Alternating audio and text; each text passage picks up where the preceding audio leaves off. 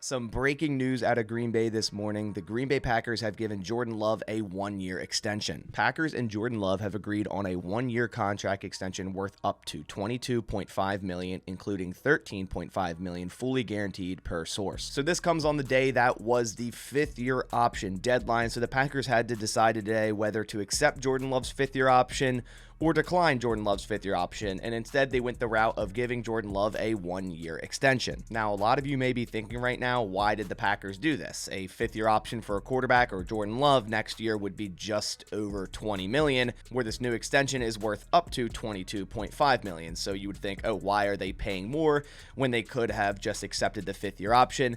But that's actually not the case. So whereas a rookie's fifth-year option is fully guaranteed, meaning that just over $20 million would be fully guaranteed to Jordan Love, and if they were to decide to move on from him in some way, shape, or form, they would owe that no matter what. Where this extension is different is only $13.5 million is guaranteed. So they'll see what they have with Jordan Love this year, and going into next year, they do at least have somewhat of an out. So if they were to just straight up decline the fifth-year option and just wait, we'd end up seeing what happens this year.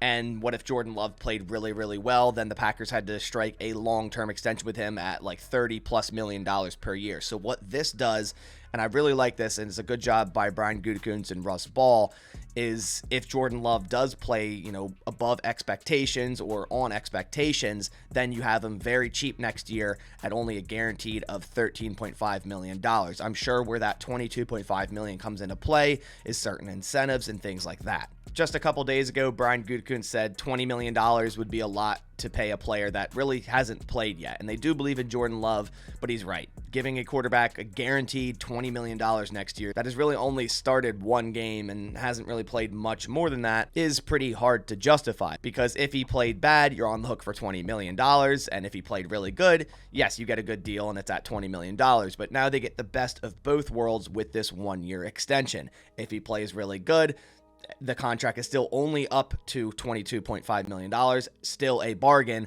but if he plays bad, they're only guaranteed and on the hook for $13.5 million, and they can move on and reset the quarterback position. And you might be asking, why would Jordan Love sign this contract if it only guarantees him $13.5 million compared to the $20 million?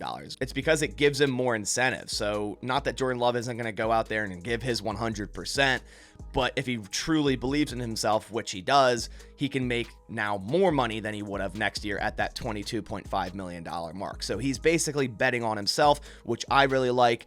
I think Jordan Love will have a pretty good season next year. I don't think he's going to blow anyone away by any means, but I do believe he will be the quarterback going into 2024, and then we'll see what that contract number is with the incentives and whatnot. The exact incentives haven't been released yet, but I'm sure it has to do with certain types of stats or Pro Bowl or making the playoffs or something of that nature. Because right now, Jordan Love's cap hit for this season is just under $4 million, $3.9 million. And going into next season, the Green Bay Packers are set to have over $37 million in cap space. So even if the Packers were to move on from Jordan Love with this new contract, they'd still have $24 million in cap space because that $13.5 million would be guaranteed and be converted into dead money.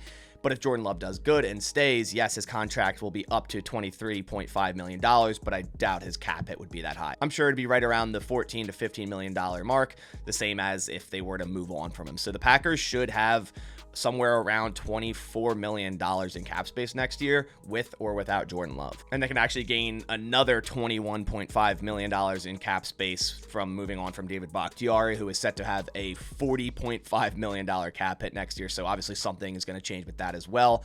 Long story short, the Packers should have a lot of cap room next year, and they're also second in projected draft capital, just under the Arizona Cardinals in the entire NFL. So then also, if Jordan Love plays really poorly and they decide to really early move on from him, they'll have 2 first-round picks and the second most overall draft capital in the entire NFL to potentially package draft capital up and move up and select another quarterback such as Caleb Williams or Drake May. So overall, I think this puts the Green Bay Packers in a really nice position. It allows them to evaluate Jordan Love this year and then decide if they want to continue with Jordan Love in 2024. And if they don't want to, it's not going to cost them that much. It's not going to be that much of a risk where a fifth-year option, they'd be be paying another, $6.57 million against the cap. And if Jordan Love goes out there and wows everyone and plays at a Pro Bowl level, then you have a quarterback at a Pro Bowl level in 2024 for under $24 million, and that would be a steal. You typically don't see this with quarterbacks going into a fifth-year option, so like I said, really good idea by Brian Gutekunst and Russ Ball, and just executed perfectly. But that about does it for this video. I want to hear your thoughts down in the comments below. Hope you guys enjoyed. Please leave a like down below to support my channel.